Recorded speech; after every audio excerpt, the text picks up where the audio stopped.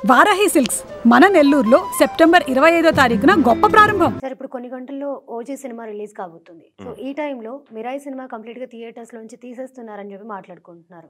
ఇది ఎంతవరకు నిజం సార్? మిరాయి సినిమా థియేటర్ల నుంచి తీస్తున్నారు.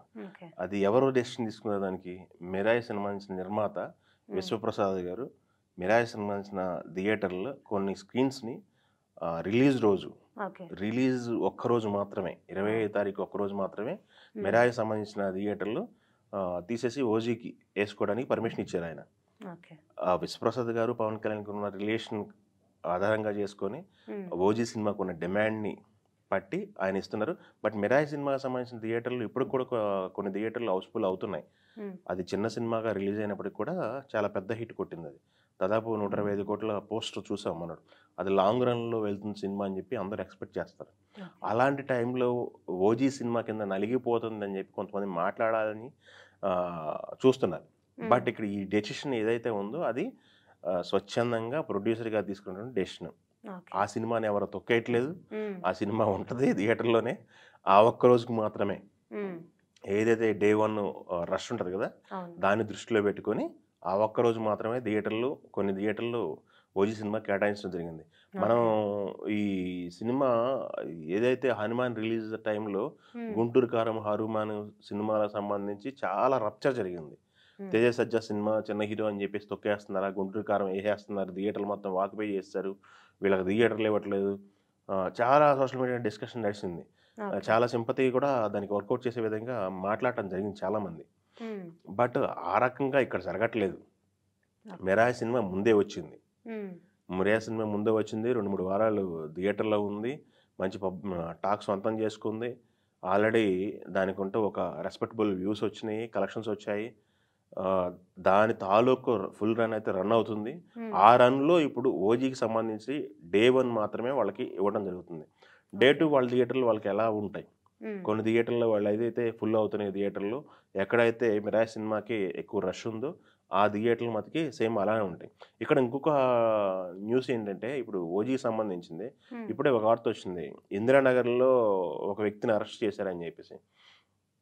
అతని దగ్గర బ్లాక్ టికెట్లు ఉన్నాయి. దాదాపు 35 టికెట్లు స్వాధీనం చేసుకున్నారు పోలీసులు.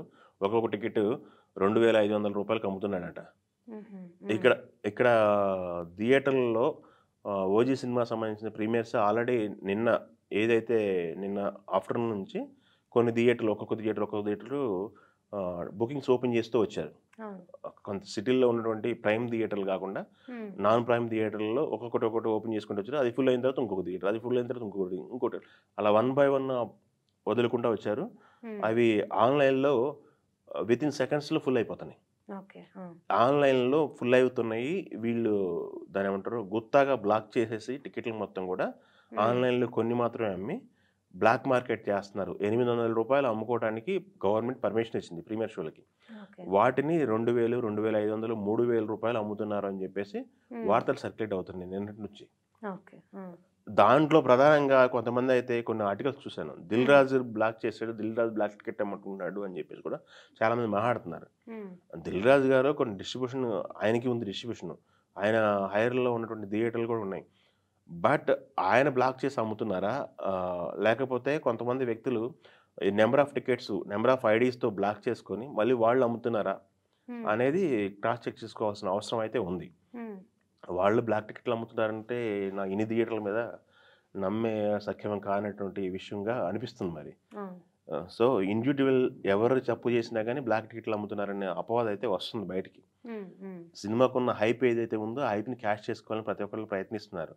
డబ్బు చుట్టూ జరిగేటువంటి వ్యాపారం అప్పటికప్పుడు జరిగిపోవాలి. అది ఫ్యాన్కి ఏమో అప్పటికప్పుడు సినిమా చూడాలి, అందరికంటే ముందు చూడాలి, ఎక్స్పీరియన్స్ తను ఫీల్ అవ్వాలి. ఈ కంగారులో ఆ సినిమా టికెట్ ఒకటి 2,000, 2,500, 3,000. పుష్ప 2కు చూసాం. ఆ పుష్ప 2 అప్పుడు కూడా 2,000 టికెట్ అమ్మారు బ్లాక్ టికెట్లు. సో ఇప్పుడు 800 దాన్ని 2,500 అమ్ముతున్నారని చెప్పేసి మాట్లాడుతున్నారు. సో ఈ రకంగా చూసుకుంటే సినిమా క్రేజ్ ఎలా ఉందనేది మనకు అర్థమవుతుంది. మరి కొన్ని గంటల్లో అన్ని తెలిసిపోతే. సో నువ్వు అడిగిన క్వశ్చన్కి ఏంటంటే, మిరాయి సినిమాని ఓజీతో తొక్కేయట్లేదు. స్వచ్ఛందంగా విశ్వప్రసాద్ గారే కొన్ని థియేటర్లు ఓజీకి కేటాయించమని వదిలేశారు. సో ఎటువంటి గందరగోళాలు అయితే లేవు దీంట్లో.